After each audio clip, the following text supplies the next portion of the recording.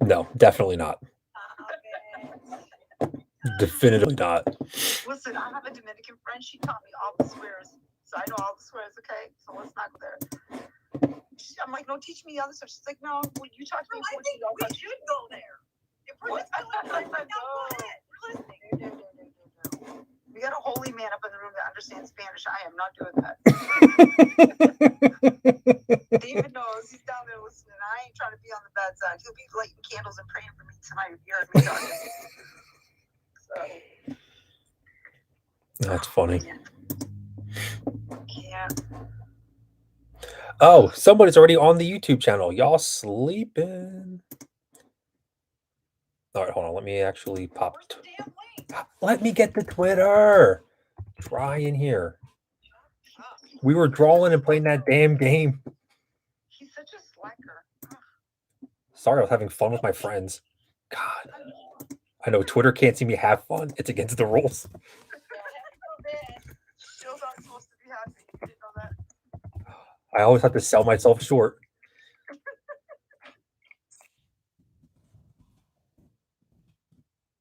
Okay, hold on. Now I can't even get my freaking password right. Now I'm getting it together. Oh, it's snowing. Yeah, it's supposed to snow here too, which is weird. I didn't know that. He's like, do you know it's gonna snow there? I was like, really? But I think it's cold everywhere because even Florida, it's cold, right? It's saying it's cold down that way too. Yeah, it's in the 30s in Miami. Oof. Okay, so the link for the YouTube is now tweeted and up in the nest. If you guys actually want to watch my face while I do this. Like I said, somebody's already there.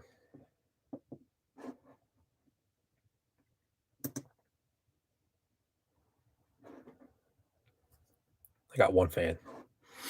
Thank you for that.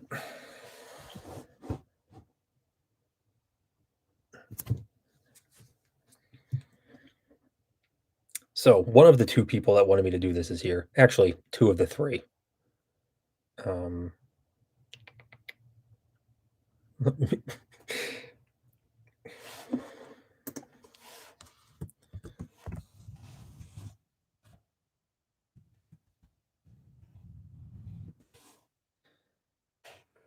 Send this to the person who originally asked me.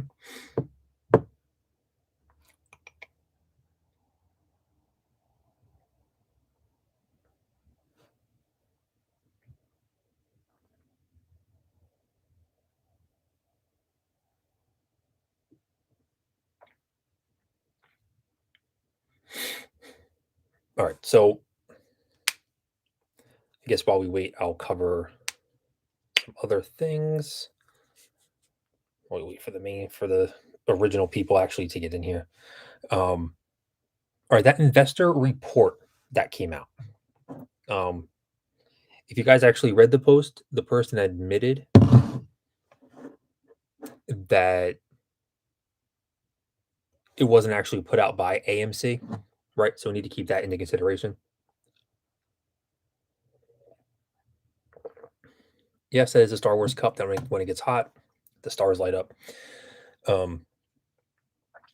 That person took those numbers and hand calculated them and put them together. As Sane said earlier, I am always the bearer of the bad news.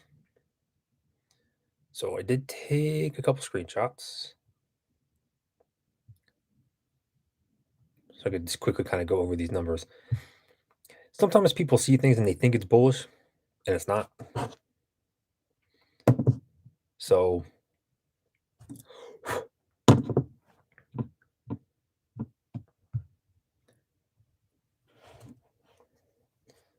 the one slide legitimately said total routed to lit exchanges was 15.5 billion. Okay.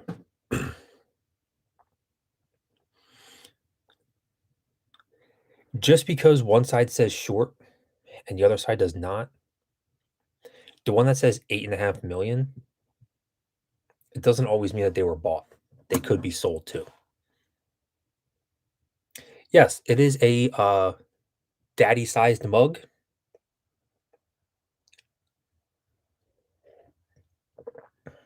but only 3 of my fingers fit in it, so not big enough. That is actually a special ordered coffee. It's a special type of espresso that I put in a very large mug for some stupid reason from Puerto Rico, for what it's worth. Um, but yes, I do go to Starbucks too much. So when people try to explain volume, okay, and they go, look, short versus non-short, there's going to be cells in that too. So that needs to be looked at. The one bullish side to that, though, is when you look at the total short versus the total, like the non-short volume, you'll see that yes, there would have been more selling than buying. But that's probably also not considering all the crap from the options, right? Like that's always a problem and always will be.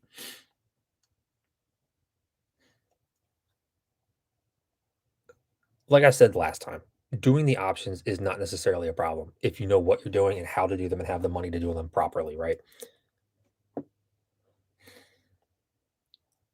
Screwing up the gamma, which is what retail does when they play options, because that really should be reserved for institutional things, right? Because retail as a whole doesn't have enough money. And when people argue that with me, because it's the anniversary of the day, when this stuff popped off literally exactly a year ago, we were only 5% of total volume. 5. So when you think about that, people try to tell you, oh, it was retail option and retail buying pressure that caused that. Look at how many shares BlackRock and Vanguard bought all of 2020. Oh, wait. Look up how many shares all the other major institutions have been holding longer than most retail people have, actually. Look at how many shares they had and how much they ramped up from the second half of 2020 to the mid of 2021. They beat us to this punch 6 months, 7 months before anyone in the retail realm even thought about it. So that was actually built by them. Yo, what up, James? What up, bruv? In case you guys don't know, James is we use a special term of endearment from his homeland. He is my Jack Bastard. So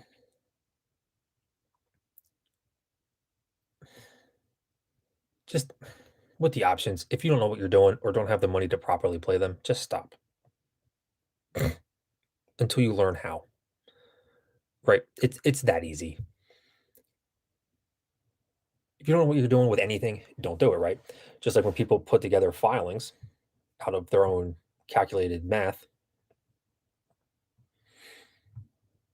and they present it in strange ways with popcorn on the PowerPoint, it can be misconstrued very easily, right? Like look at some of these numbers, you know they're wonky. Like there's 7 different types of total volume, and then like the one major volume was like, oh, there's 55.5 billion or whatever it was, but there's 17 different total volumes of how much is there, how much isn't there. It just doesn't make any sense. So if it's not official, don't take it as such, right?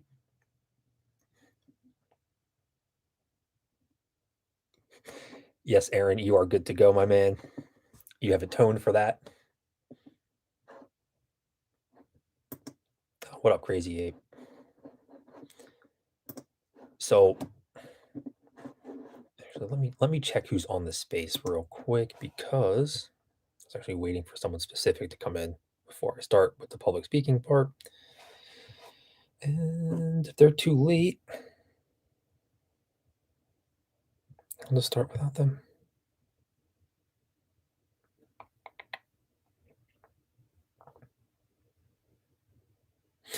All right, so I'll give this person 5 minutes because then they're really late. With that being said, happy, you know, DFV day, whatever they're calling this day, anniversary of. Oh, James actually is saying that YouTube is ahead of Twitter.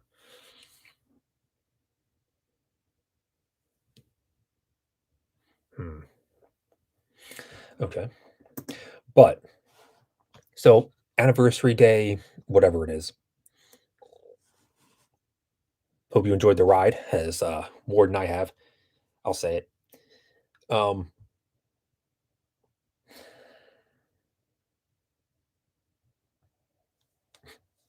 it's been a wild one. I'm not gonna dive into the whole "oh, tell me your story" kind of like. Listen, everybody knows mine. I honestly, by this point, I would have heard why you're here. Not going down that road, but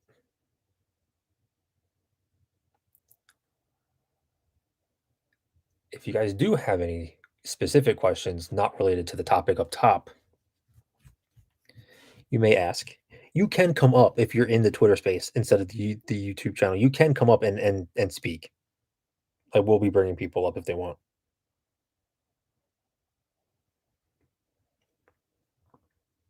Well, the recent filings that everybody's talking about, or Oh my god. try to Oh talk about, my god. can we go over that?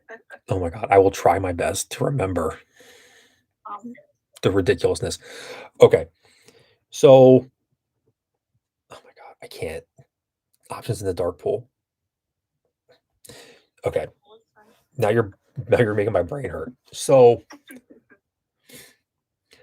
there was people commenting on a bunch of filings that recently came out, and it was abysmal.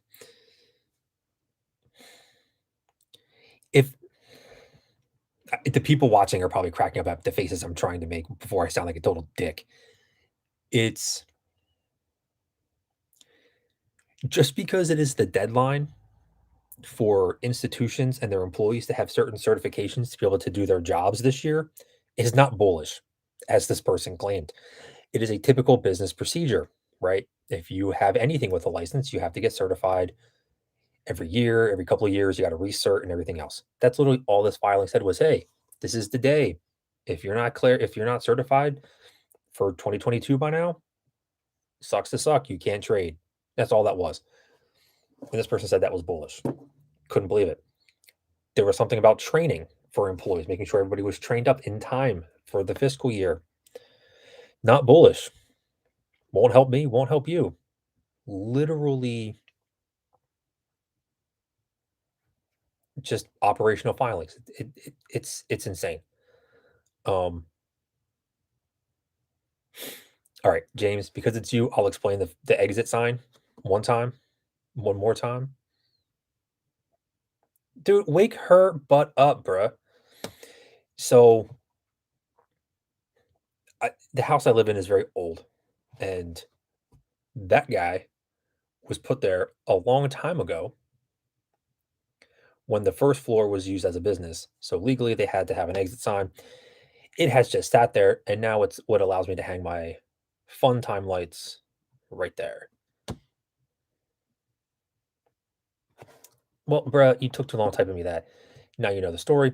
And up here, right, this is where people like to say that the shares in Brazil are hiding, right? Because we know they're not actually in Brazil if you've ever done any research on it. People claim that they're up in my little crawl space with all the creepy ghost children.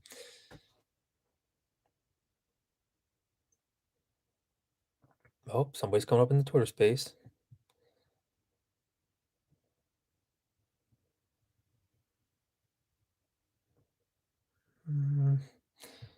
Let's see how this goes.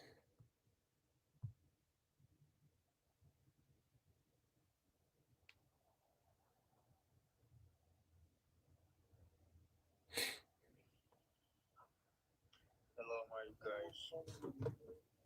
Hello. How are you doing? I'm okay. How are you? I'm fine. What is your question, sir? You say I am from Gambia in West Africa. Oh, he's one of those. Gotcha. He's out. That's easy. At least they're not as clever as they used to be. I think Ganda just gives it away. Sorry.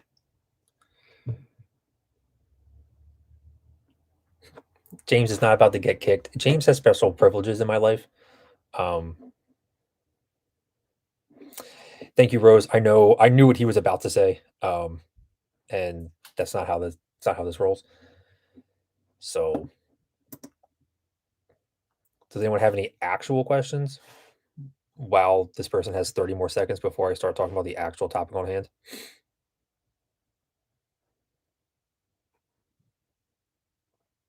Doesn't look like it.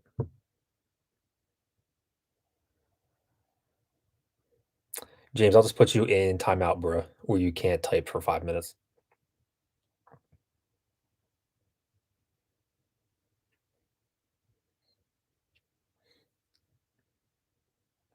Cool question. So I will eventually call out, since the one person. Oh well, no, I think they're both actually still here. Yes, Aaron, I have actually indeed watched most of Demon Slayer. That random and awesome question. Tina, the shorts they had, well, technically they have covered many times. They just keep shorting. What is up, Steven? How you doing? I'm doing okay. That's right. Good. I mean, I like when you bring that. Is it Dr. Bob? Who's that guy that talks about the energy sector and all that? Dr. Bonds. Bonds, yeah. Man, that's really good that you bring him in and he shares all that insight. That's awesome. Yeah, he's a pretty smart cookie, that guy. Yeah. Yeah, he's definitely useful for people if they're not used to hearing him. Yeah. I'm glad you said that. You know, they've covered many times. They keep short. So true. Yep, and then we make it worse with the options chain. We actually help them cover by doing that. Is it? Have you seen it? It's cleaning up. Yep.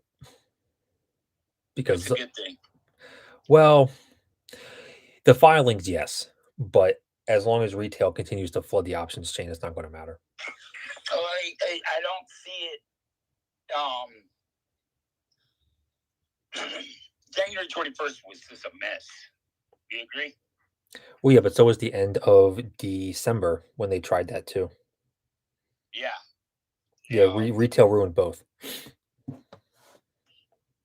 August was our moment. We missed it. There's more moments, but that one was mathematically proven to be like 100% on point. Right. So that kind of just sucks. Yeah. Yeah, we were 0.01 delta away from literally mooning in August. Just 0.01. So ridiculous that we missed that, because people were taught to do things the way that they're not supposed to be told, and they weren't told what the ramifications were. And squeeze averted at that moment.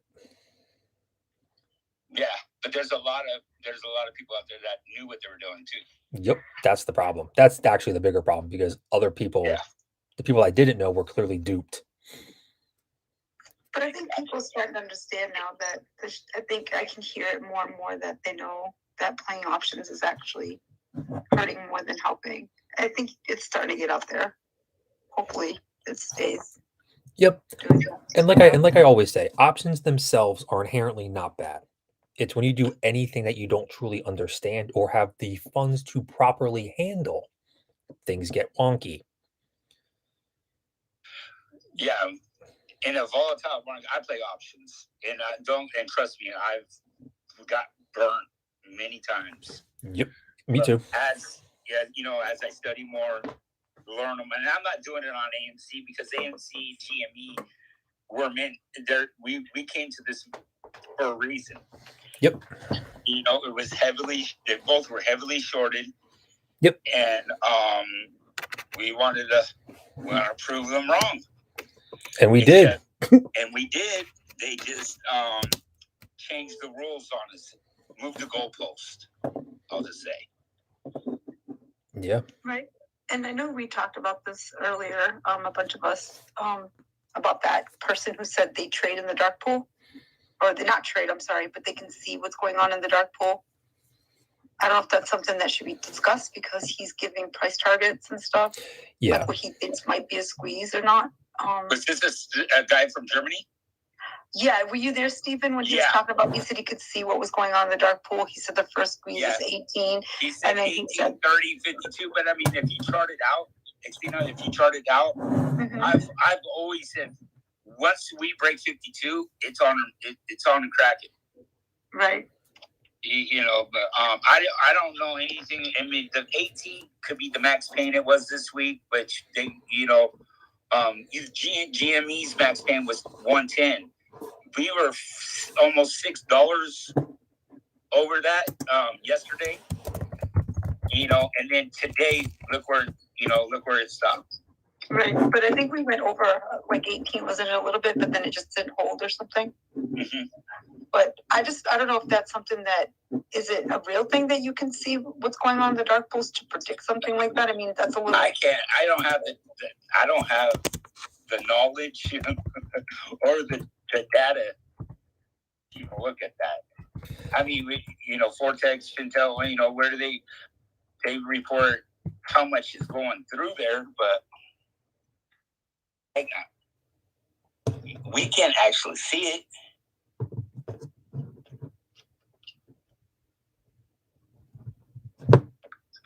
But having insight to the actual dark pool, that's what we want. Yeah, but that's an institutional thing, and we'll never actually get that. Right, exactly. The bottom line, the whole thing with seeing all this up is follow the rules. P30, I'm on it. What do they do? Quarterly reports of their positions? That's not fair. Well, that's actually, they're trying to change that rule. That's trying to adapt. We're going to get that, right. T35, that's not fair. FTDs, if that's like, if we're part of this and we're retail, and listen, I use cash only, so I'm not on marks and I'm not leveraged like that. I wouldn't do that. But there's a lot of people out there that would. What happens if you get margin called as a retail? They just take it from you. You got like 4 hours to fix it. They'll go through your portfolio 4 times over. Yep.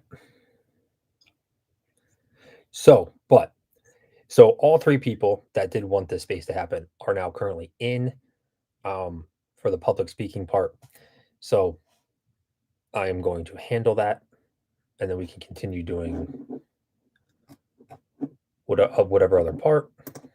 This travels down. Looks like everybody knows. Structure doesn't matter. So I do know, and I will potentially call on all of these people if they would like to or not.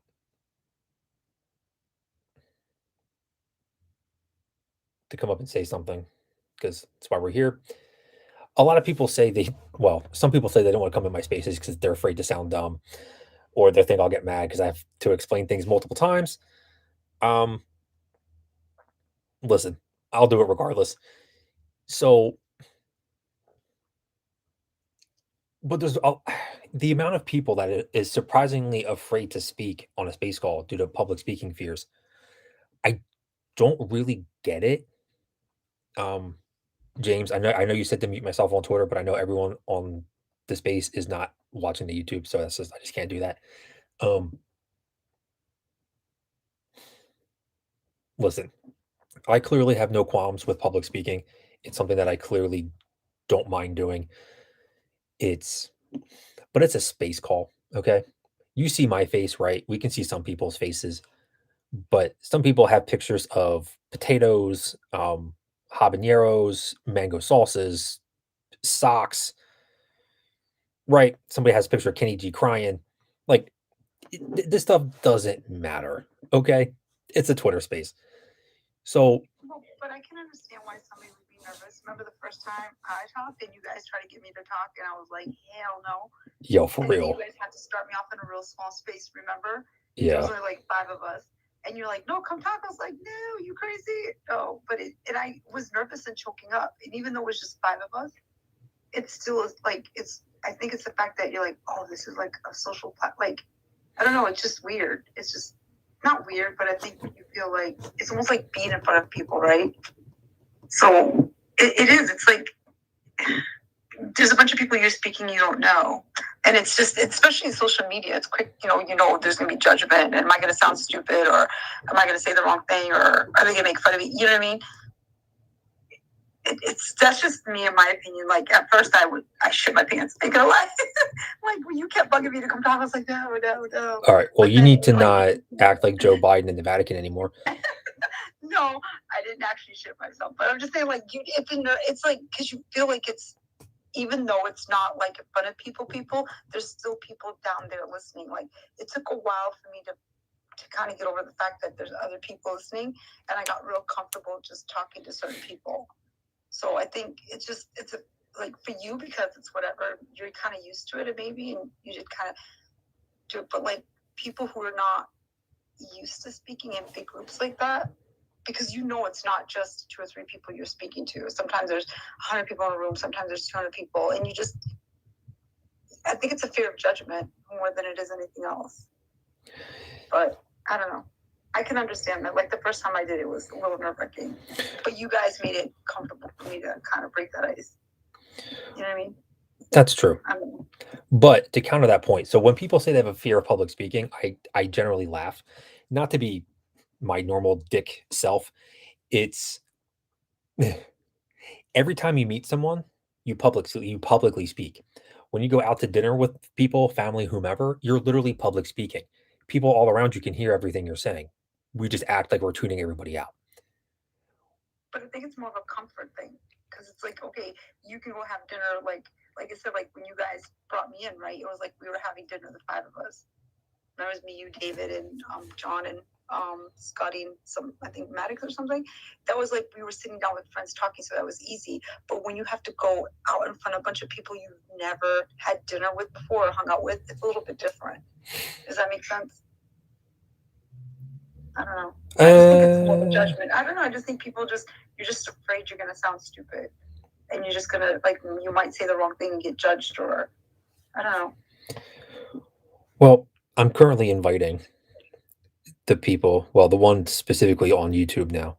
But I did just invite 2 of the other people that actually asked for this. So, Hey guys, what's up? so why do you have a fear of public speaking? I didn't say I had a fear of public speaking. Who said that? I'm just kidding. No, I do sometimes, especially like for me, it's more when you're in a big crowd of people in front of you, everybody's staring at you. That's where I get super intimidated by others having nowhere else to stare at you, Once I can try to see that.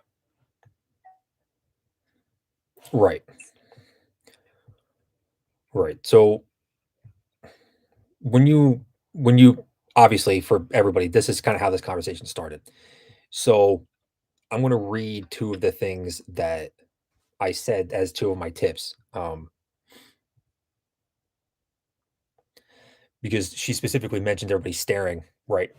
So to give preface to this, when you're public speaking, are people staring at you? Yes. Are people, well, should they be intently listening to you because they're there to hear you? Yes. Here's the thing. They're there, or they're listening to you because they want to know what you have to say. It's not oh no, I hope they like what I say. They're already there to hear you and to listen to you. Right, but that puts pressure. Ah, Especially, wait, and I'm going to speak because I know the girls are coming up. It puts more pressure on females. Like, it's a fear of judgment. Like, because men tend to be more confident and stronger in speaking. And it's kind of more of I don't want to say a power trip for guys. Like, they enjoy that, right?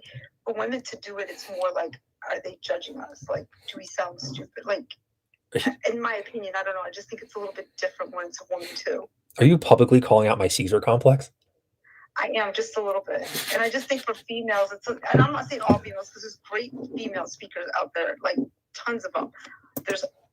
Oh my God, there's so many. But to become one, you obviously have to overcome your fears, right? But as women, we are so afraid of like getting judged. Like, not saying judged, but you just, I don't know. I think it's just different. Men, like I said, they kind of like that stuff. Just saying. I don't know. I agree, Christina. So I had responded to Optimus in a tweet saying that I'm fine speaking to 300 people on a conference call for work. But when it comes to this, I just kind of feel like I don't really have a whole lot of value to add. I'm more of a just kind of sit and listen type of person, because I'm not doing all of the DD all day long, and I'm just a buy and hold kind of gal. Didn't I have this conversation with you earlier about how I said I could be at work and I'm a whole different person versus out here? I agree with her, because at work it's different. It's like you have confidence, you know what you're doing, right? At work you're in control. And here we don't have that much control because, like you said, we might not be DD people or we might not be whatever. So I think it's just kind of a confidence thing, and you just kind of have to overcome it because it's kind of like a conference call. This, right? In a sense. Yeah, makes sense. You could say, but I know what she's saying, like at work, like I can go on a conference call and just sit and be like, yeah, whatever, and just shoot the shit and do whatever, or you'll talk business, whatever we have to do. And it's different. I think it's just a different thing. But when you're out here, I think it's the social media too doesn't help. Because they are very judgy. Are they ever? You know what I'm saying? And I hate to say that, but it's true. It's human nature. This is what we do. It's 100% true. So I think that it's a fear. Like at work, we feel confident because we're secure in what we're doing. We know what we're talking about.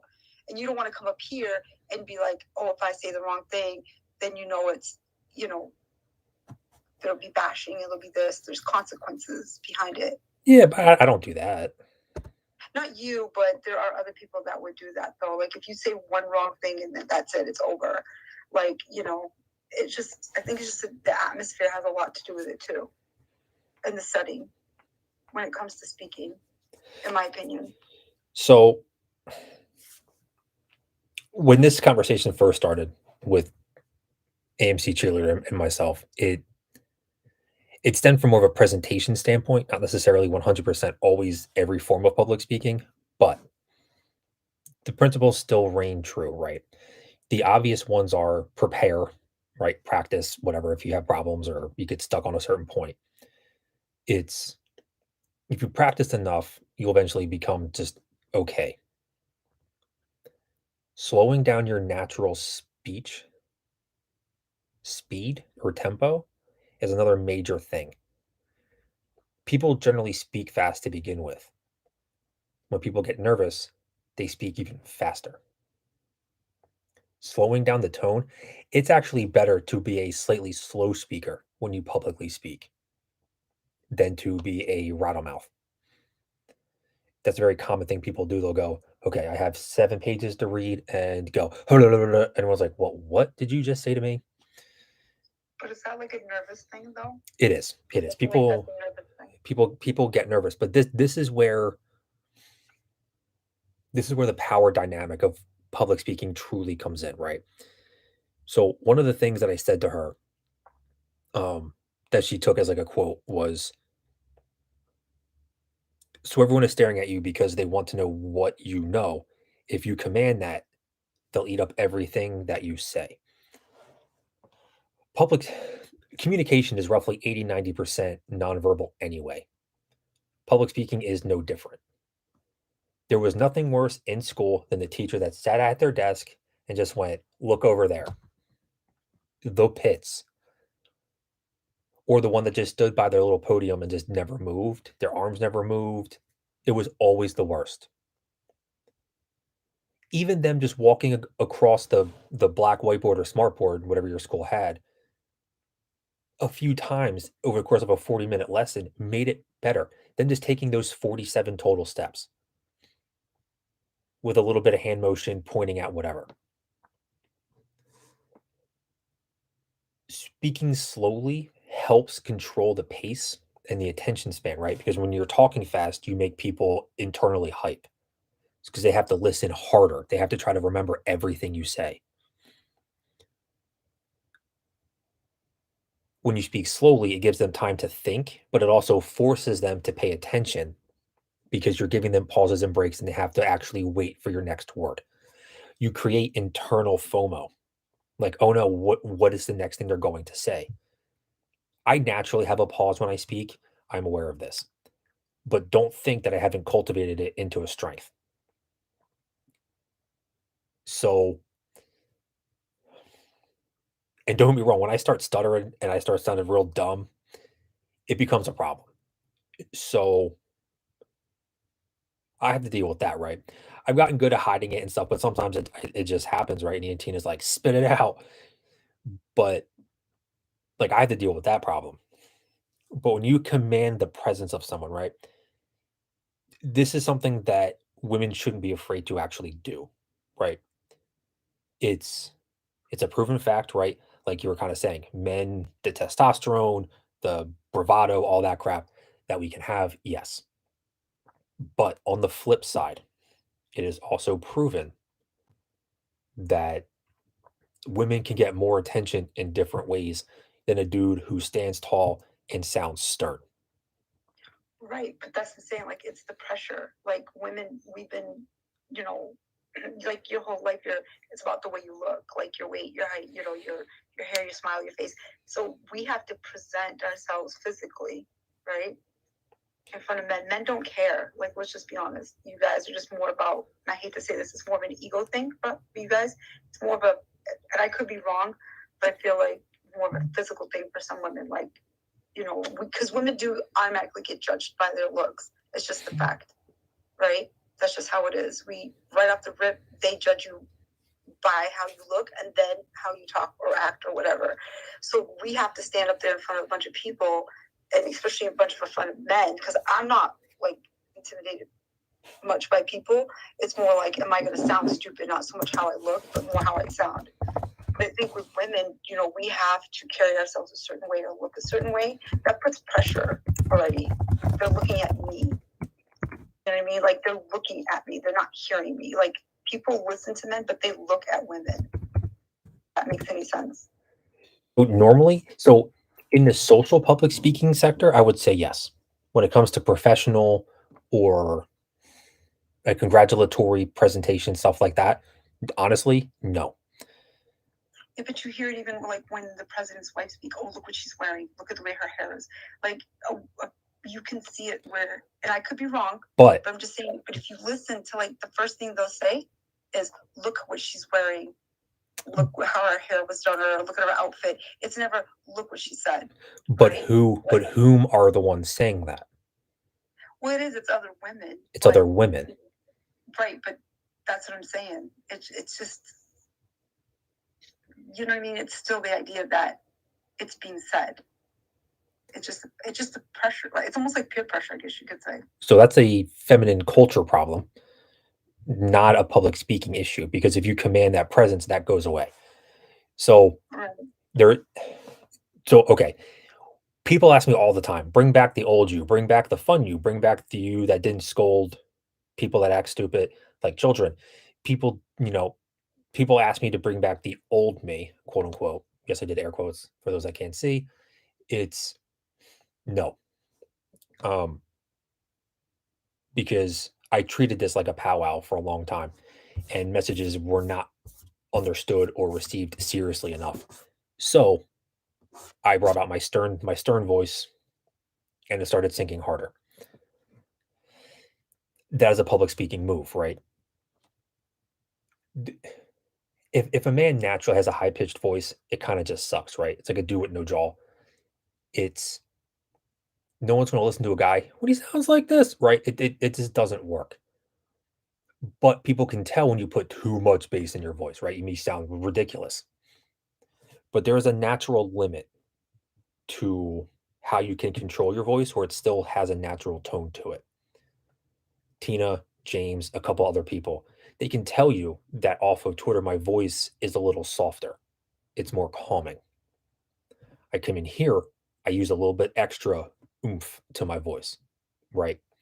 That's why television, radio, and all that other stuff, they'll literally talk about it. They use certain free sound frequencies and stuff like that because they hit the psychology harder of people. That's a public speaking 101 move. Speak slow, speak low. Now, granted, for women, I'm not telling you to try to talk like a man because it'll just look ridiculous and people will just laugh. But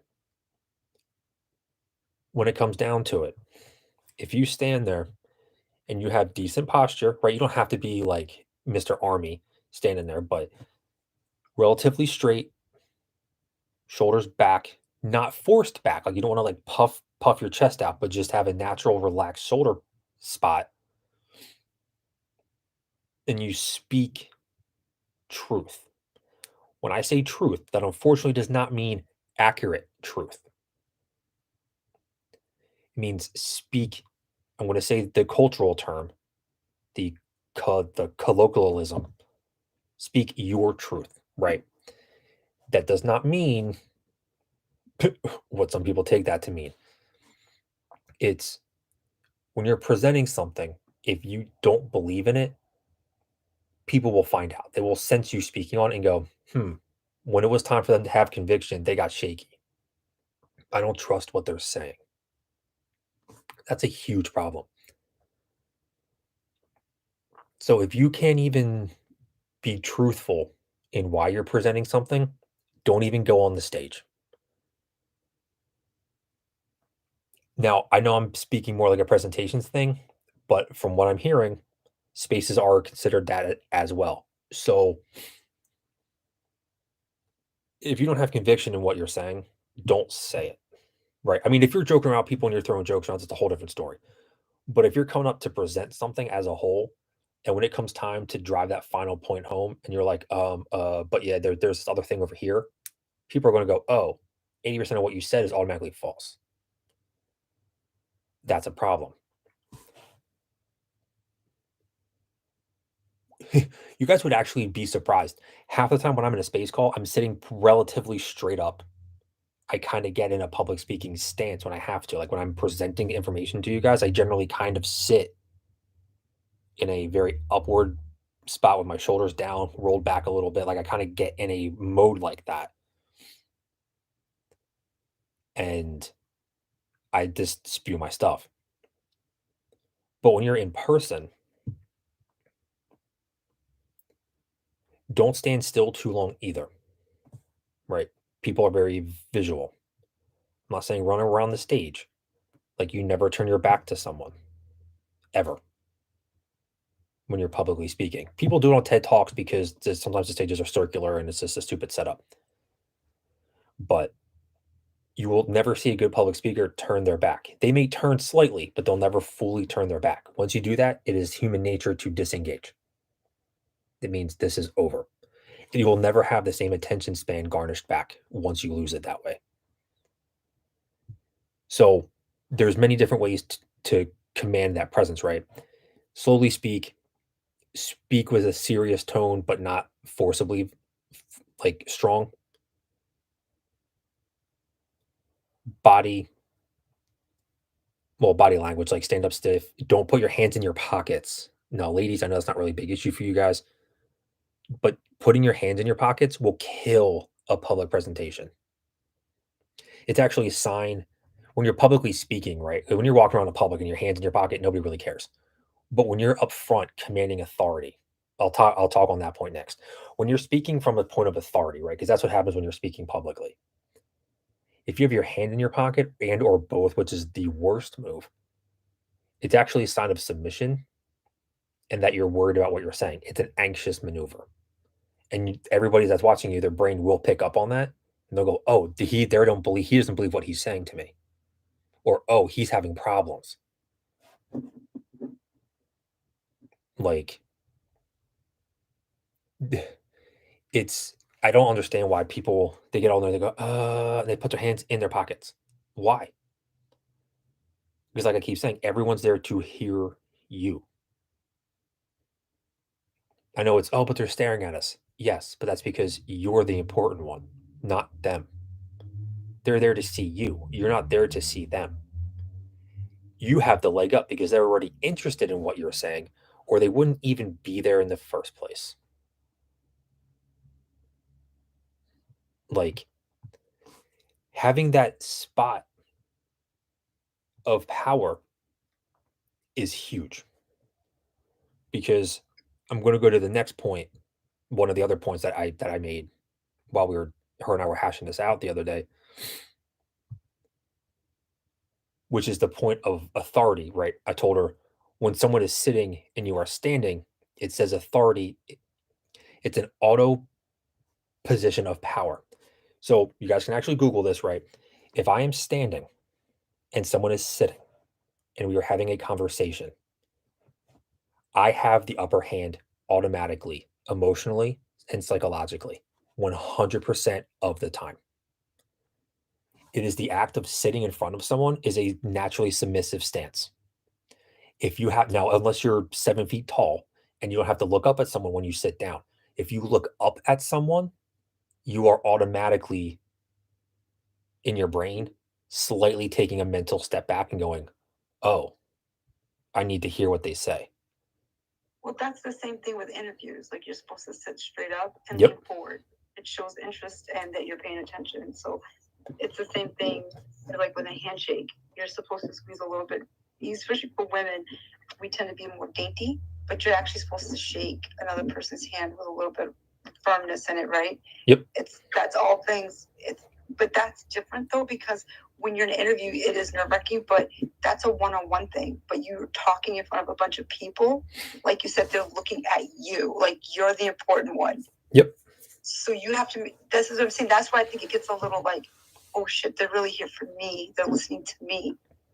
You don't want to mess it up, right? And like you said, you want to go with conviction and confidence, but it's still, I feel like it's just, they're looking at me. I have to make sure I do this right. And you don't want to disappoint, right? So that's what I think. Well, you know what I'm saying? Like, the whole point of the nervousness comes from I'm going to call it selfish, the selfish way of looking at it, right? Yes. If you're not used to public speaking and you're in front of 4 people, 10, 20, 30, or 700, it's, oh no, they're looking at me. And you kind of just said it. You're like, oh, but like, you don't want to sound wrong. You're worried that they're not. Here's the thing though. If they're there to hear you, that entire scenario is self-made of being nervous about it. Because if you're there to hear someone else and they screw up a couple of words, or they have to go, oh, hold on, I said that wrong, and they have to go back and do it, there's an automatic level of forgiveness. It is within human nature. If you are intrigued with what the person is saying, or you already know you enjoy the message, or you know it aligns with your belief, or any of those things, or it challenges you mentally in a good way, you are willing to naturally forgive X amount of times. That does vary per person. But all of these situations about public speaking that people bring up really are all self-made. Like, there's a reason why. I'm not going to go into the history of why men's suits are the way they are and how they were formed. Yes, I do know that entire story, but there's a reason why. I actually went over this with her. There's a reason why a 3-piece suit is considered better than a 2-piece. There's a reason why a 3-piece suit commands more respect than a 2-piece suit. If you now, granted, take winter out of this, right? Because winter, everybody bundles up. They got to do all what they do so they don't freeze. But if you're in a business or professional or presentation setting, anything along those lines, if you have, within respect and taste, obviously, if you have a respectful and tasteful level of more clothing on than someone, you actually gain an authoritative power over that person, right? Like, if I walk in one of my 3-piece suits and someone's in jeans and a t-shirt, who gets looked at first as being trustworthy? 3-piece suit guy. 3-piece suit, jeans and a polo, I still win. 3-piece suit, 2-piece suit, that might vary on personal preference, but the majority of the time, 3-piece wins. I actually did an entire public speaking presentation on color theory and how it applies, right? With wearing what colors mean what and how they affect people and why they use them in commercials and on business logos and stuff like that. I've actually done presentations on public speaking before. So, and why people should wear the colors they do wear, why they shouldn't wear the colors they wear, stuff like that. But it's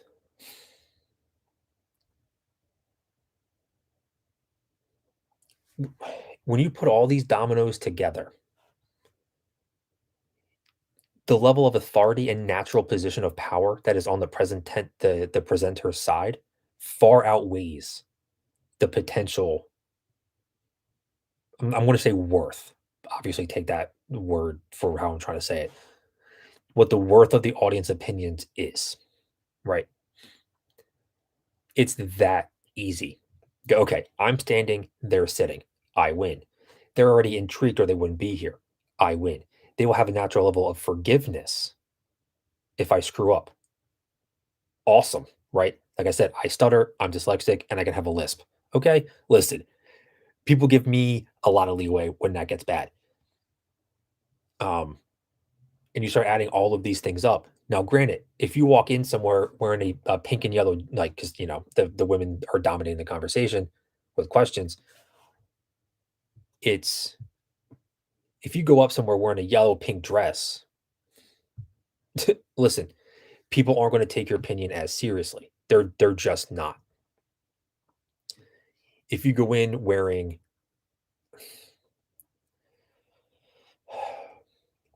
red, you will get attention, but it's not going to be the business attention that you would wish. It's like there's a reason why men don't wear pink ties when they do business deals. It's not because a pink tie doesn't look nice. Most of my ties are actually pink and or purple. It's there's a time and a place, right? It's darker, more solid colors, more serious tones, right? We all know politicians wear blue ties and red ties, which I think is ridiculous. They should be able to wear other color ties without getting made fun of. Excuse me. No, that is not from the Fauci ouchie. But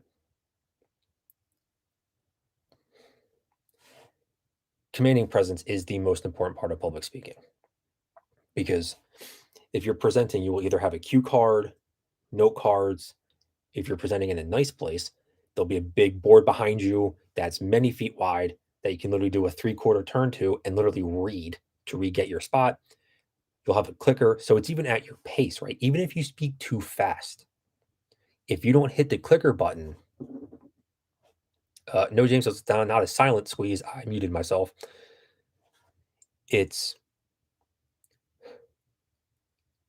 if you speak too quickly and you have the ability to control the screen behind you, you don't have to hit next with your speed. You can literally sit there and go, "Oh, wait a second. I spoke too fast. Let me go over two of the however many points are on there again. Slow down. Let people understand what I'm saying."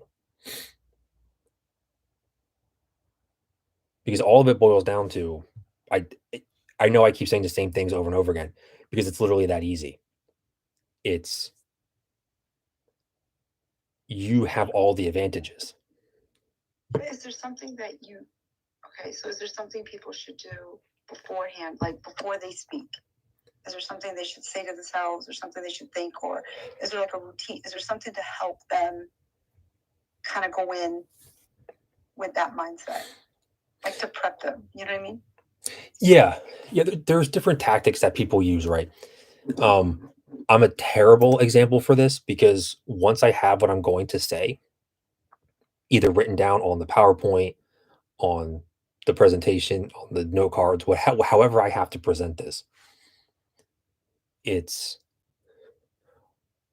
I'll literally go over it like as I'm making it. Like, okay, the the last presentation I did was actually about Rome and some other stuff, and it was like a 20 slide PowerPoint presentation I had to do for something. So I literally made those slides, and as I made each slide, I like burned it into my brain. Let the slides play in real time, one time through, kind of spoke as they went. did a very rough time of like how long it took me. And then I just went and presented it like 2 days later. My theory and my practice will not work for most people, especially if they have public speaking issues. The easiest way to do it is to give yourself as much prep time as possible and basically get to the point where you can legitimately hit every major point and most sub points with detail without needing a card. Because that way, if you do find yourself getting nervous, you're literally going, oh, but I still know. Right? Don't forget to breathe. It's just like singing. If you don't find the way to breathe between songs and or notes, you're gonna have a hard time singing. Right? Or you're gonna screw the entire thing up, right? So getting your breathing down, looking at yourself in the mirror while doing it. Literally watch yourself do it. Admit that you're nervous, right?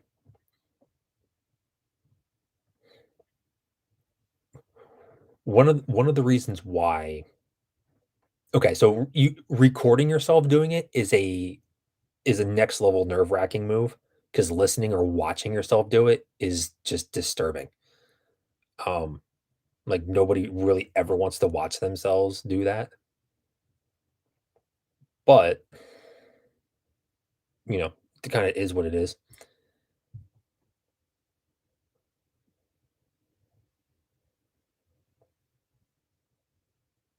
So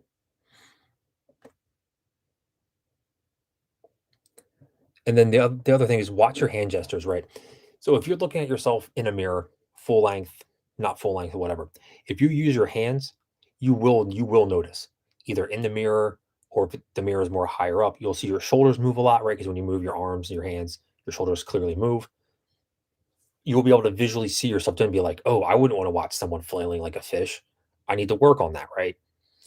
So so if you film yourself, you'll see every little fidget and you'll go, oh my God, I move like a spaz. I need to tighten up. Right? You'll see like, oh, when I stand there, I notice when I get to this one point, I shift all my weight to one leg. That's a nervous move. People will pick up on that. Not everybody, but some people will, and you'll be like, ooh, they don't trust that point too well.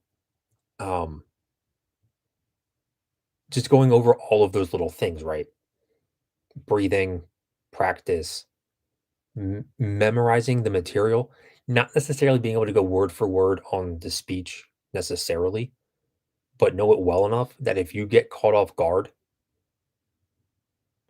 either mentally or something in the audience happens, that you know it well enough that you can take a few seconds and go, okay, I got this. Because even if you have to skip that section that you're about to cover or you're going through, if you come back later and finish it, nobody will care in a bad way. They'll say, "Oh, I'm glad that they went back and they remembered what happened when the distraction came." There's so many different levels of how to accomplish these things, right? Because like I keep saying, the audience will be forgiving, right? Especially if something happens, right? If a distraction comes from the audience, it affects everyone, right? Everyone has to re-engage in the situation. So every time whenever you go back to the beginning issue of nervousness, no matter what happens, you have the seat of power.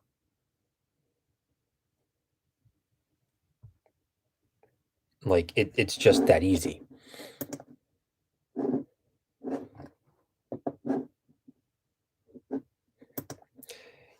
Yes, David, I know you are the man when it comes to singing.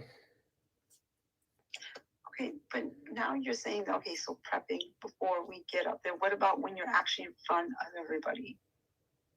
Should you just because it's different when you're practicing at home, right?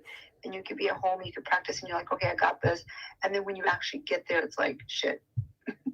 I think it kind of like, is there something that you could do to kind of like break the ice where you feel comfortable? Because no matter how much you practice or how much you're prepped, I still feel like once you get in front of everybody, it's that first initial maybe couple minutes that you're like, you know what I mean? Like when you like, remember the first time you did it, you're gonna tell me that you went in your first time and you weren't nervous, I was to a degree. right? And I say that not to be like, oh, I'm the best at public speaking ever. It's I played sports, I did a lot of other things, so I was used to doing things in front of people. Right. But that's what I'm saying, like, that's, what about people that are not, like, how did you overcome that nervousness? I guess you could say. That's what I'm asking. To give James his joking answer, I grew up here. No, okay, so how that happened was, oh, now Rose is telling me to breathe. That's ironic. So, but no, that's actually a solid point. You can control your emotions, at least to some degree, through how you breathe, right? Ah, that's a great question, John. I will answer that in a second. So, if you notice yourself getting caught up, like in your own self, you can the audience will literally allow you to take you can even admit it to them, right? Because then you're being truthful. Then they know you actually care, right? If you can, it's okay to be on stage and literally go, "Hey guys, I need a second. I got ahead of myself or whatever. I just need to take a second, take a quick breath." People go, "Okay, cool." Watch them. They will literally do the same. Like I've seen speakers do this. They'll literally go, and then continue to resettle, to refocus, to do whatever. And if you pay attention, people in the audience will mock them, not in a bad way. They will literally mimic what they're doing. They'll go, "Oh, it's a time to breathe. Take a break. Re-engage." Right? All of those things are good, right? But unfortunately, it does take repetition of doing it multiple times. Not necessarily the same thing, but just the more you publicly speak, the less nervous you become. One of the best ways is to make mock crowds, right? If you know that your mom, your dad, your brother, sister, cousins, your friends, your because you're the one asking all the questions because one of your girlfriend's boyfriends is a dick, but like you need to do a presentation, you call your girl up and go, "Hey, I need to practice this. Can I run it by you guys 2 or 3 times?" Right? She's going to say, "Sure, come on over," right? He's going to go, "Oh, hell no. I don't want to sit through this." But he will because of her, right? Obviously. You're giving yourself a fake crowd. So that way, by the time you get up onto the real stage, you've already done it. Because then technically, that's not your first time doing it. But when you're on stage, I never liked that stupid saying that people do go, picture everyone in their underwear. No, listen. 99.9% of everyone on the planet, I do not want to see in their underwear. Flat out. I don't want to have that mental image. Straight up. I just don't. Maybe that's a me thing, but like I don't want to sit there and go, "Oh, that person's in their underwear. This is funny." Haha. No, stop. Just it's ridiculous.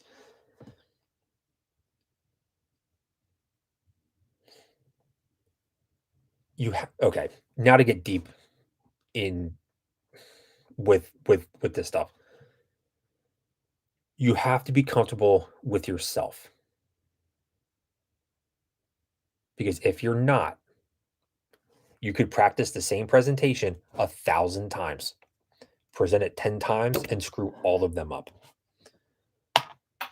If you can't be okay with yourself, at least doing that part of it, you will never have a chance.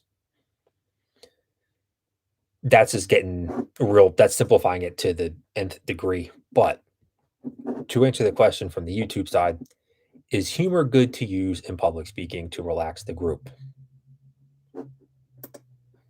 Yes.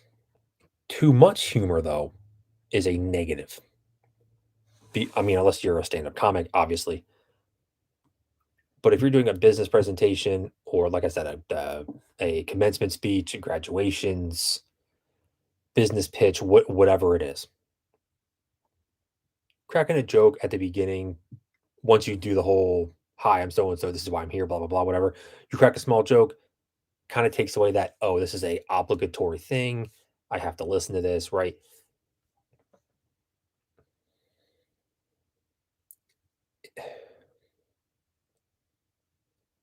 It's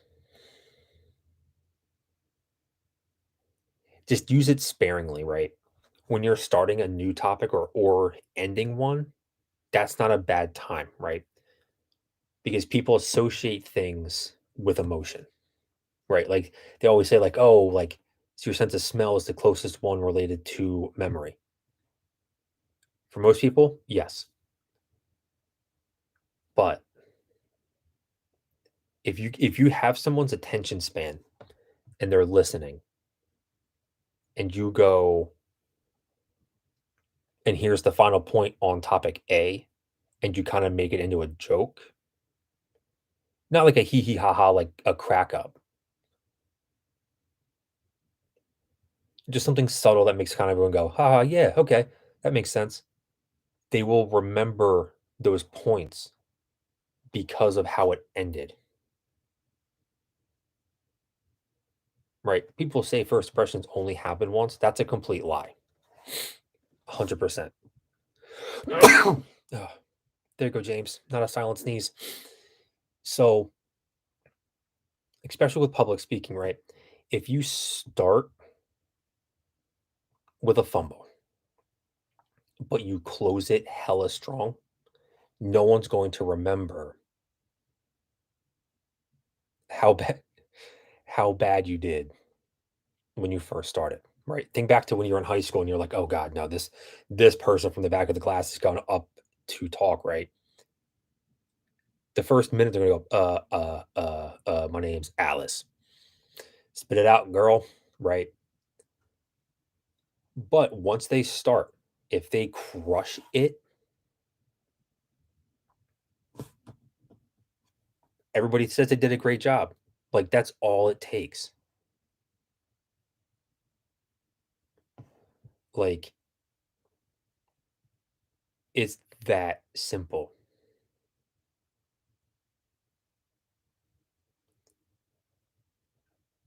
So honestly, using humor can reset how you're feeling, right? Like having set, I don't want to call them jokes, but having set punchlines or having set things in your repertoire that you can use, it actually gives you time to refocus too, right? Because if you catch people off guard and you say something funny, they'll literally go, ha ha ha, whatever. That'll give you 5, 10 seconds to go, okay, I forgot that point. They just got, you know, they got distracted because I told them this joke. Let me do a half turn with a a partial neck turn. Let me look up at the big screen and look at the point that I missed. It literally gives you time to correct your own problems, and they won't even notice it because they're laughing. They're looking at their friend or the person that they're sitting next to, going, "Ha ha! Did you see what that person said over there?" Like, it can literally give you time to refocus and restructure your entire setup. So those are little tools that can and should be used, right? Like if you're, but that goes for something serious too. Like if we're like when I did the Roman thing, I made jokes and like I did other things, but I'll use the heavy example, right? The few times I got to speak in front of church groups about my past and my story, which you guys have not heard it. This is not the time nor the place for that craziness, but it is all very heavy, right? The worst things, I've been through most of them, right? So like when I started talking about it, people are like, "Ooh, this is bad. Like I don't want to hear this. This is crazy." Or like, "Oh, I went through that, but not all this other crazy stuff," right? People start getting funky. I'll throw dark humor in there. I will legit throw dark humor to make people relax so they understand what I'm saying. And not only that, if it's an emotional topic if you're able to make a joke about it, right? Because obviously, when I speak about my past, even though I'm used to it, it can still choke me up sometimes because of just how bad it was. But if I'm able to crack a joke on it, if I notice I'm going to start welling up and be like, this is going to get a little haywire for a second. If I can make myself laugh, I will give myself an extra few minutes. Right. Oh, Hyper, you asked for some dark humor, bro. This is technically a dual terminal transmission, bruh. How's that for dark humor? Now, I'm going to get some hate messages from that one. But those are all little tools, right? Because what's good for the audience is good for you. And honestly, what's good for you is good for them. If that makes any sense. Like,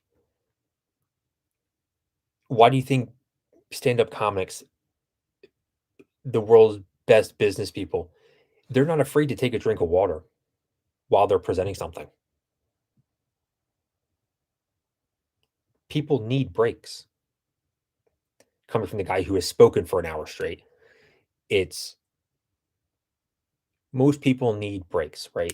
That 5 seconds that it took for someone to drink that water and put it down, it lets people think about what they just told you, or what you just told them, rather. Right? Because even if I say all this stuff to you guys, if I don't take my weird pauses, I would have hit you with 30 pages of textbook crap. But if I never let you think about it, or one thing really stood out to you, you'll focus on that one item and miss everything else I'm saying. But if at every major point or topic change, or if I say something that's like, oh, this may have landed hard, I'm going to take the 3-second break, look at the room, and see where people's eyes are. If everyone's looking at you, you can do no wrong. Now, granted, if they're pointing, laughing, and throwing lettuce at you, get off the stage. But if the majority of the room is looking at you intently, you have the room, you have the power. That's it.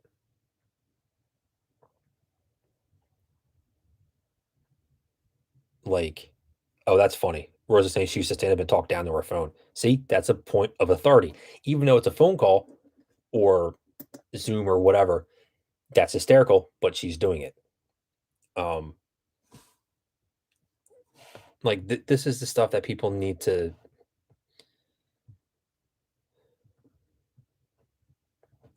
Hold on, I'm messaging someone back.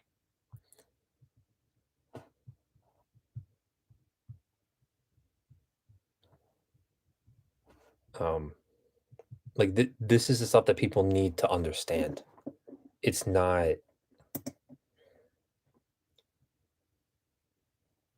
It's honestly not that big of a deal. And I know I kind of started off with saying that, but it's not. Every time you speak to someone, honestly, this is the easiest way to actually do it. Every time you speak to someone, you are publicly speaking. I live in a state where they legally have to pump your gas for you. When they ask how you want to pay and you hand them your card or your cash or whatever,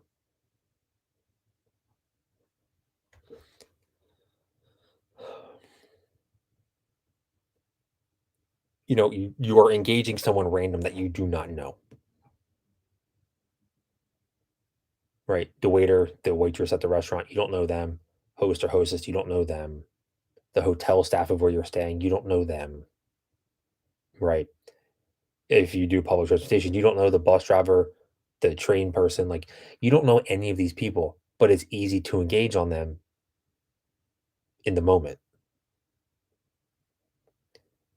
So if we're able to do that, seemingly natural, there shouldn't be that same problem. when you're in front of people. It just shouldn't be there.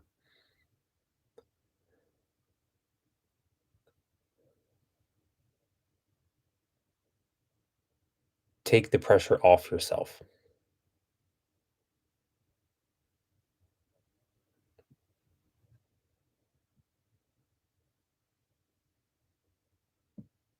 It's just that easy. Now, on the YouTube chat side of it, Rose typed in something interesting. That's actually not a bad move.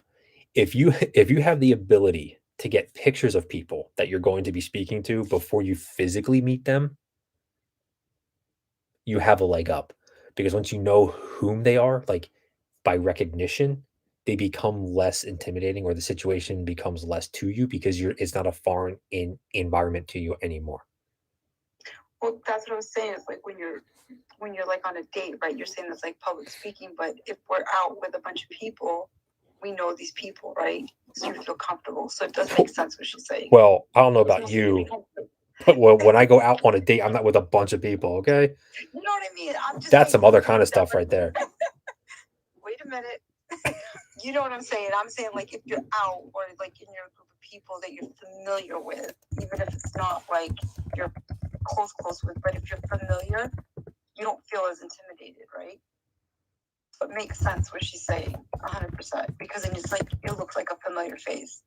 It's mostly kind of like you already know them. If that makes any sense. Right. And if not to change topics real quick, but Hyper, you're freaking killing me in that chat, bro. But yeah, no, like so maybe going out on a date was a bad example, right? Because there's potential implications there that if it goes well, oh, this could be a long-term thing. Or if it goes bad, it can become a creepy thing. So that's a kind of a different beast altogether. Principles stay the same though, right? So, oh, 1ZR1 Corvette, bro, dude, when Grom. So I'm not going there right now. But essentially, Okay, we're not doing Grom. I know. I shouldn't have said it. Because So, I think you just get crazy PTSD. Just saying. oh, PTSG is a real thing. Yes, it is. Now, okay, so remember when you meant every dude that's not married needs to hear me when I say this. Or if you're recently single and you haven't dated in a long time, hear what I'm about to say. Earlier, Tina mentioned that women need to remember when they shake someone's hand to use some force. Oh my God, force behind it, right? Nobody likes the dead fish handshake. It's just weird and it's clammy and whatever.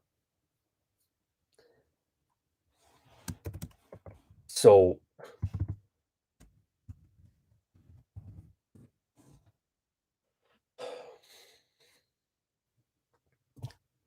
no, well, I can't say no because somehow dudes like this still find a woman somehow. Generally speaking, people, right, not even for potential partnership, people generally are not attracted to in business, personal, or dating realm, anything like that, to a man who is overly timid, right?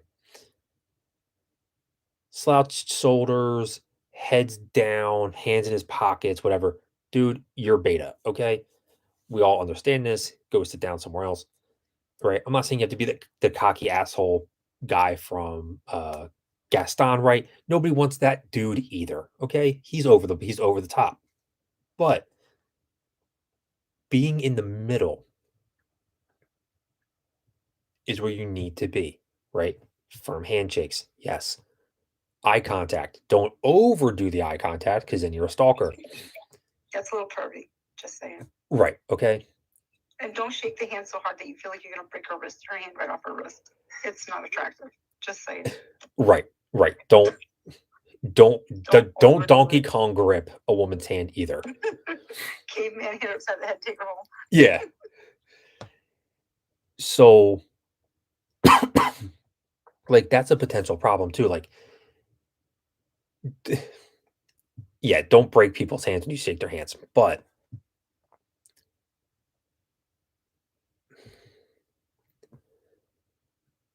lead the conversation, right?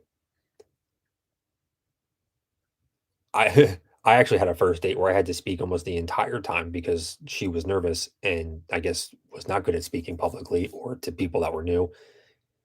So I had to speak for like 7 hours straight almost. Come on up, Sane, if you got some good points or type them away. Oh, what up, Average? So being able to lead that conversation, this actually kind of goes into the public speaking side. Being able to lead that conversation, right? Reading body language.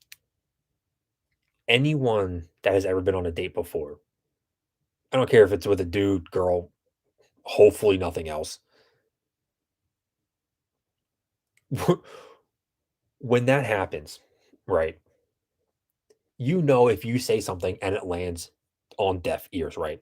Like if I'm on a date with Rose and I'm like, "Hey girl, blah blah blah blah blah, I really enjoyed the Philadelphia Eagles." And if she just looks at you with a dead stare like, "What? Bruh, move on." Right? If there's not a rebuttal of, "Oh, I like the Bengals." Okay, football can be talked about. But if the person just stands there or sits there and just looks at you like, "What?" Change topics, right? L- Learn how to do that. That will help you present,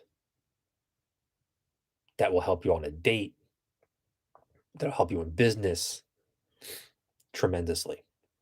But the one who said she would never come up in my spaces is now here.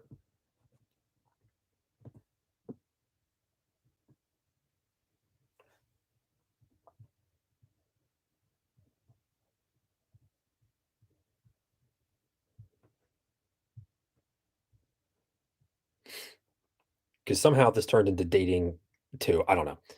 What's up, Sane? Hey, buddy. A couple of things that I might be helpful for both men and women is to remember what you see on TV and the movies and all of that. A lot of those people had fear. And they had to go through classes, they had to go through all that stuff to be able to get up there and deliver lines and speak. And I'm going to use my hero, Princess Diana, for that. She hated public speaking, she was horrible at it. So she had to go through 6 months of lessons to be able strict. I mean, it was like 6 hours a day, 3 different teachers, whatever. And people need to remember that your celebrities and your heroes also have those issues. So it's kind of a natural fear that people have. And the other thing too, which is what I personally did, I use humor to get me through some tough spots sometimes. But I was like, man, I'd really like to host a space myself if I can get over the fear. So what I did was I started with a space of things that interested me, music, stuff like that. So when people started coming in, I already knew my craft.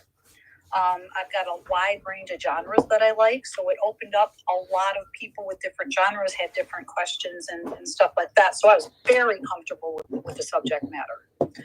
Plus, once you get used to doing that, people aren't looking at you. You're still, like you said, you got your picture or like I'm a cat, whatever. Once you do those a few times, try hosting a YouTube channel. It's free. Try smaller steps like that. So that's just a couple things that I thought might be helpful. Yeah. Yeah, like that goes right back to where I said, like, where Tina would call one of her girls up and be like, "Hey, I need to work on this. Make your man stay there so there's 2 of you." Or if they have a bunch of little bad kids running around, be like, "Make the kids sit down too." Like, but getting good, and that's actually so for that presentation specifically I mentioned about Rome, I specifically used that example because of how comfortable I am with Roman history. It was easy for me. So for what it's worth, it was actually about Rome, yes, but it went into like Greco-Roman wrestling and how that helped influence things, and like it was this whole big crazy like thing. but I have such a strong background with all of those topics that it was easy for me to do it. That is a powerful tool, right? Because then it comes out more naturally. Then it's a more natural step to go to something that's less comfortable, that you know less about. If you've ever taken a public speaking course, or a hella nerd and we're on like a debate team. I was never on a debate team. I'm just Italian. So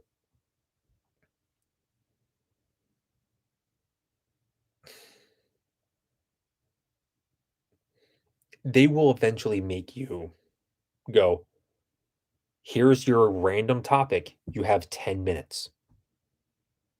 Literally, they will give you something, or they'll give you a genre of things to pick from. And they're like, here's 10 things. Pick your one item to talk about. You have 10 minutes, you're on stage. Or you're at the mic, or you're whatever. Like, and you have to give a 5-10 minute presentation on that thing.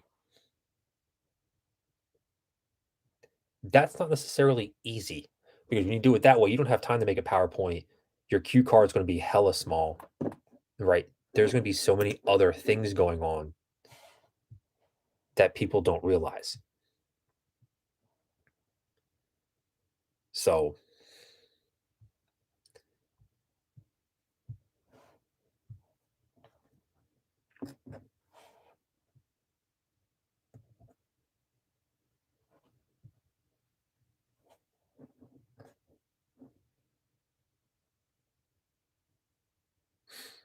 yes, crazy. Being better dressed definitely does take pressure off of things by making people listen harder.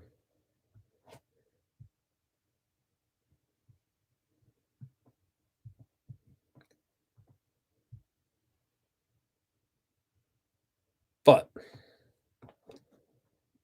public speaking thing aside, any other random questions?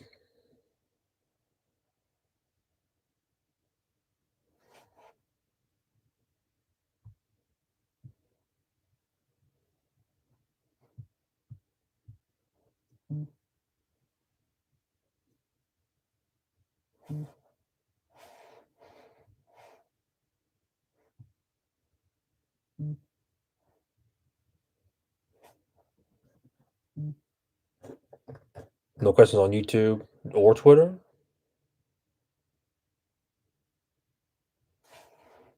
Not a, not a single one?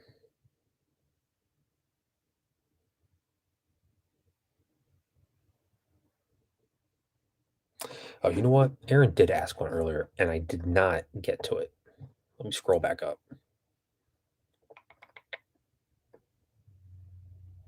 Okay, was it? It was after Demon Slayer. Where was he?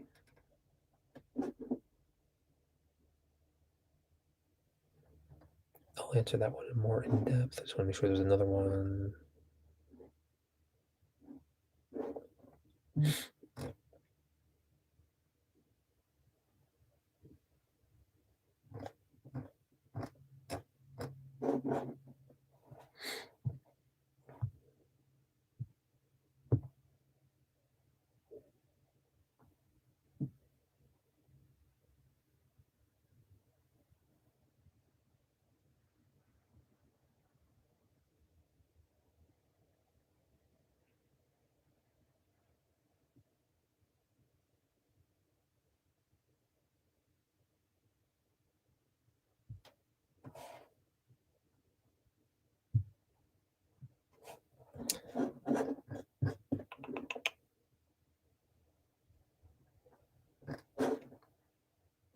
But no, so the market structure thing was what I was talking about making that a squeeze or not.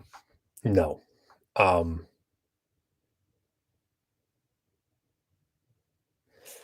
market structure is not set up to make something into a squeeze, right? That happens rarely and not very often. It's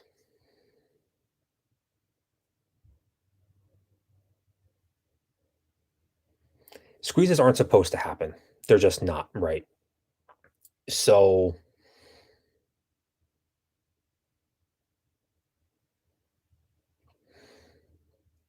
that's why they're not common, right? They're not supposed to go down. It's when things get abused, they get caught, and people are willing to sit until they pop. It's just not very common. It's just not. Gunner dropped in. What do I think about the transparency changes from the SEC?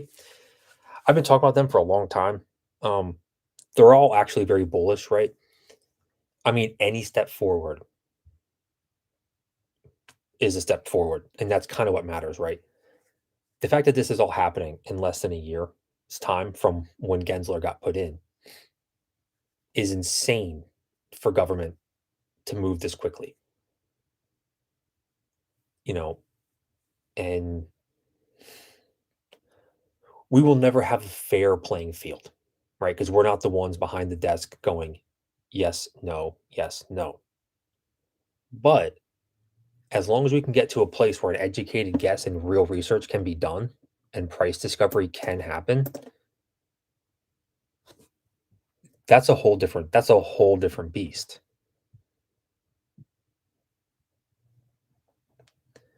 So, you know, they're all good, but we can never expect it to be fair on the playing field side. We just can't.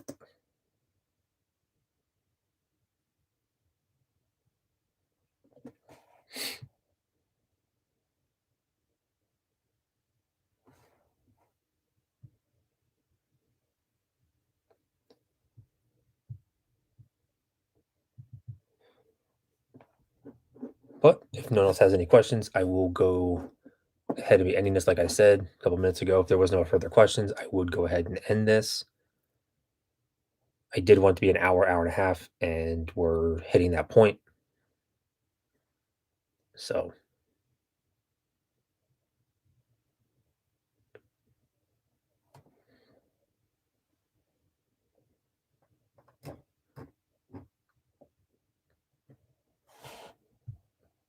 oh, David's coming.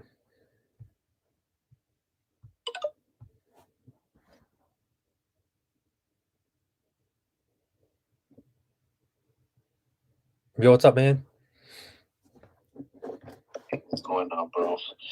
I actually do have a question I've been meaning to ask.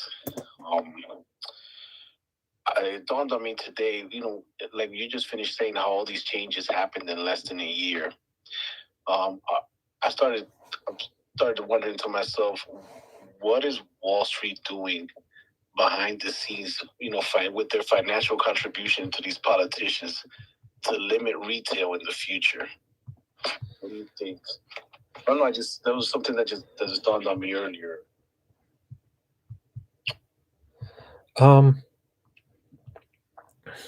So,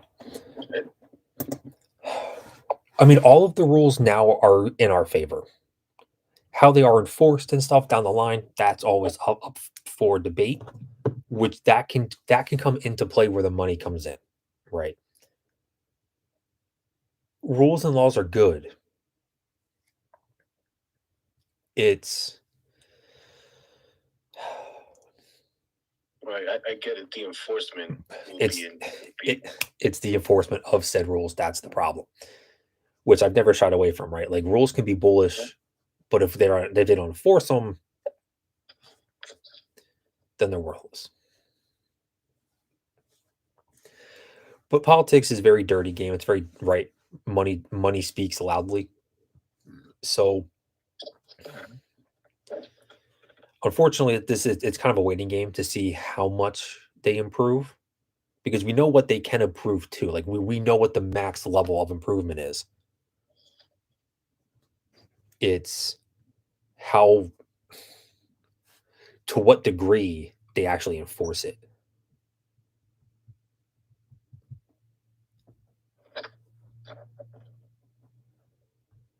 Somebody said they sent me something.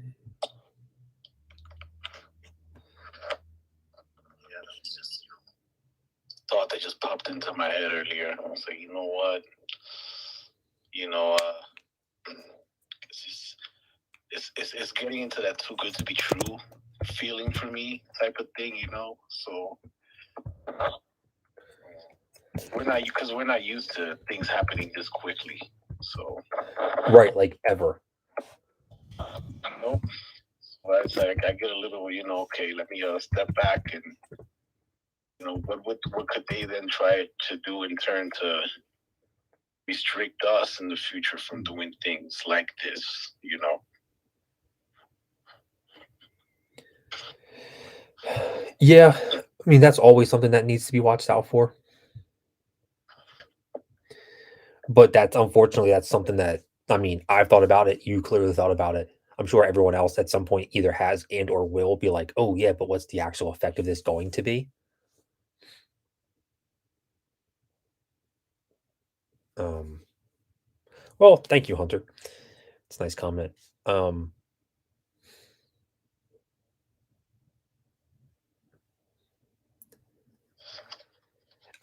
that's a speculation question, right? Like we hope they're as strong and enforced like what we hope to, but you know we have to take all of it with a big grain of salt because it's federal. So Jordan, your question about do I think that weird shorting and high frequency trading in the algorithms have made squeezes more common? Kind of. High frequency trading does allow them to try to spoof and do all types of crazy stuff.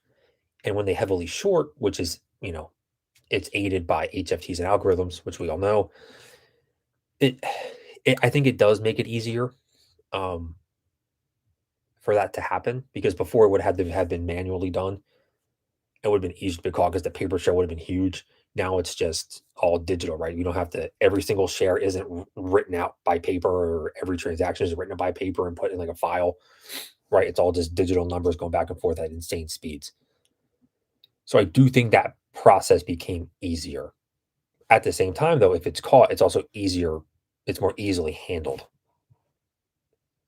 Um, and then I did get one other question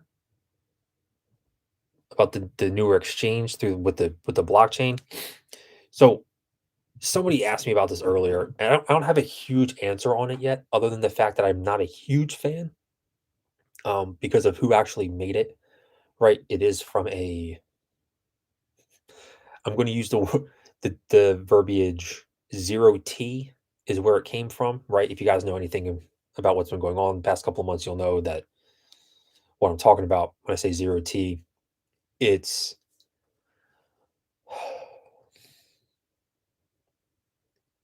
it's not the first run of anything is never the best, right? The first car ever made was far from the best one, right? The first rocket ever made did not go well, right? I'm sure the first catapult didn't do its job very well either. The first thing of anything is never the best, right?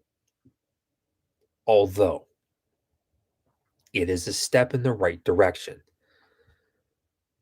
right? Because with blockchain, more auditing, better auditing structures, right? Like potential finally go T0, right? Because the DTCC loves to pride itself in saying we're technically T0. It's just the rest of the markets are not. It's like, okay, bro. That's why you do T35. That's fine. But the premise itself, I'm completely fine with. The people behind it, I'm not a huge fan of.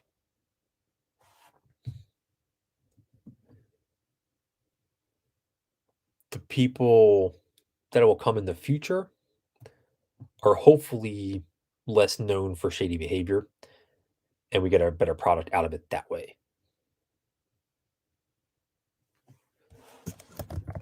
That's my honest viewpoint on it, and the fact that it's 100% automated is a little funky, right? Now, I do know the process becomes streamlined if it's all digital, clearly, right? Because someone doesn't have to physically look at it and do all that other stuff.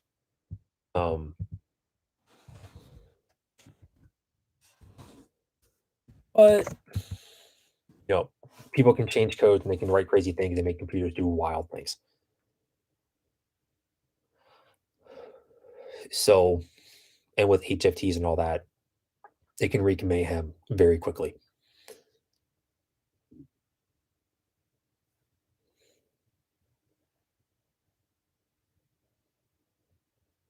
So it's kind of like Skynet, right?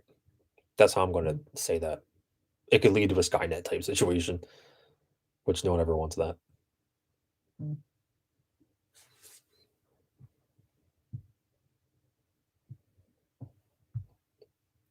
But with that being said, that is, I believe, the end of the questions on Twitter and the other side. So Thomas, do I think either one of these things will squeeze this year?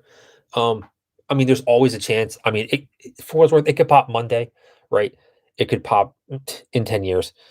Like, I mean, obviously, no. But like,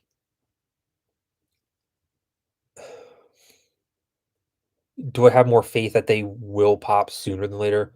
Sure, right? But at this point, what does soon even mean, right? Because now we're a year deep. So timelines are all screwy. They're all screwed up.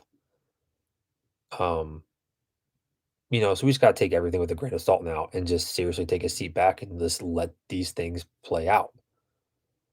That's it. Right? Just let everything play out and have fun while we wait. Like it's just that easy. Because no one knows when or how or to what level these things will pop to. So, but with that, the space is now going a little bit longer than I was anticipating. So, I'd like to thank everybody for coming in, asking all the questions.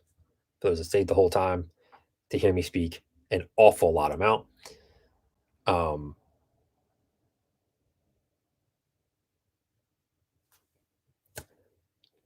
As I always say, let's get that bread, baby.